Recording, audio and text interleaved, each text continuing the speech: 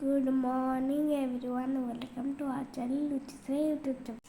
ଏବେ ଆମେ ବନେଇବା ଲାଗି ଯାଉଛୁ ମୋତିଚୁର ଲଡୁ। ଆଗ ବେସନ ଦେଇଦବା, ତାପରେ ଅଧା ଚାମଚ ଲୁଣ ପକେଇଦବା, ତାପରେ ପାଣି ଟିକେ ପକେଇକି ତାକୁ ମିକ୍ସ କରିଦବା।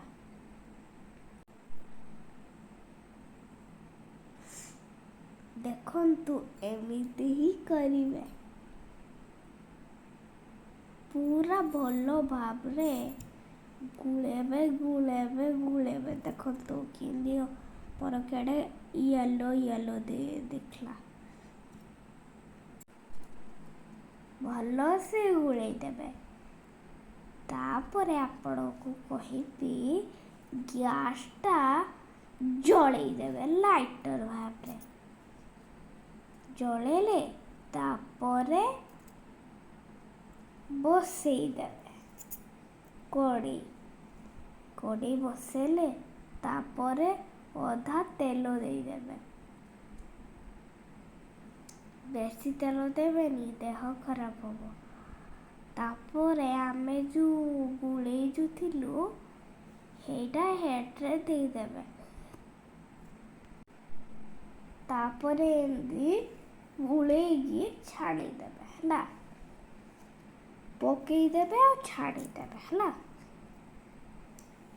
ତାପରେ ଏମିତି ଦେଖ, ଏମିତି ହିଁ କରିବେ।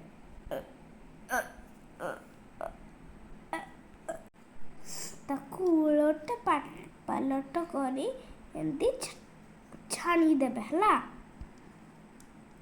ତାପରେ ଛାଣିଲେ ତାକୁ ଚୁନ ଚୁନ କରି ଏମିତି ଖଣ୍ଡିଆ କରି ହେରାକୁ ଭାଙ୍ଗିଦେବେ ହେଲା।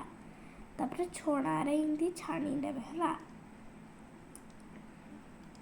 ଛାଣିବେ, ତାପରେ ଏମିତି କରି ଛାଣିବେ। ତାପରେ ପ୍ଲେଟରେ ରଖିଦେବେ ହେଲା।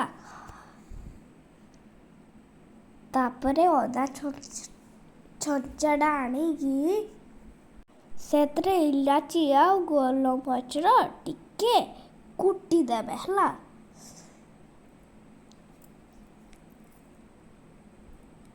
କୁଟିଲେ ତାପରେ ଆମେ ଗ୍ରାଇଣ୍ଡରରେ ଏ ଯେଉଁ ଛାଣିଥିଲୁ ହେରାକୁ ଗ୍ରାଇଣ୍ଡରରେ ଗ୍ରାଇଣ୍ଡିଙ୍ଗ କରି ନେବେ ହେଲା। ଏମିତି ଭଳିଆ ଗ୍ରାଇଣ୍ଡର ହେଲା। ତାପରେ ଗ୍ୟାସ୍ ବସେଇଲେ, ତାପରେ ପୁଣି ଗୋଟେ କଡ଼େଇଟେ ବସିକି ଚିନି ଦେବେ, ତାପରେ ଯାଇ ପାଣି ଦେବେ ହେଲା। ମଗଜ ତାପରେ ଦେଇଦେବେ ହେଲା।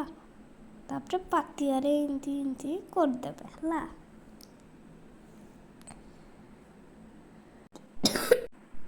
ଦେଖନ୍ତୁ ପାଣିଟା ଛଡ଼ା ହେଇଛି। ତାପରେ ମଗଜ ପକେଇକି ଗୋଳେଇବେ, ଭଲସେ ଗୋଳେଇବେ ଯେମିତି ଲଡୁଟା ବଢ଼ିଆ ହବ। ଗ୍ରାଇଣ୍ଡିଙ୍ଗ ଥିବା ବେସନକୁ ଭଲସେ ଗୋଳେଇ ଦେବେ। ପୁରା ଭଲସେ ଗୋଳେଇବେ ଯେ କେହି ଟେଷ୍ଟ କରିପାରିଲେ ପୁରା ମସ୍ତ ହବ। ଭଲସେ ଘାଣ୍ଟି ନେବେ ହେଲା। ଘାଣ୍ଟିବେ ଭଲସେ।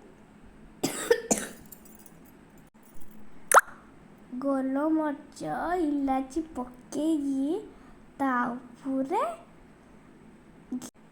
ଘିଅ ଟିକେ ଗୋଟେ ଚାମଚ ଦେଇକି ତାପରେ ଗୋଳେଇ ଦେବେ ହେଲା। ଏମିତି ଗୋଲ ଲଡୁ କରିକି ତିଆରି କରିଦେବେ। ହେଇଗଲା ଆମ ଲଡୁ। ମସ୍ତ ଚ୍ୟାନେଲକୁ ଲାଇକ୍ ଆଉ ସବସ୍କ୍ରାଇବ୍ କରିଦେବେ।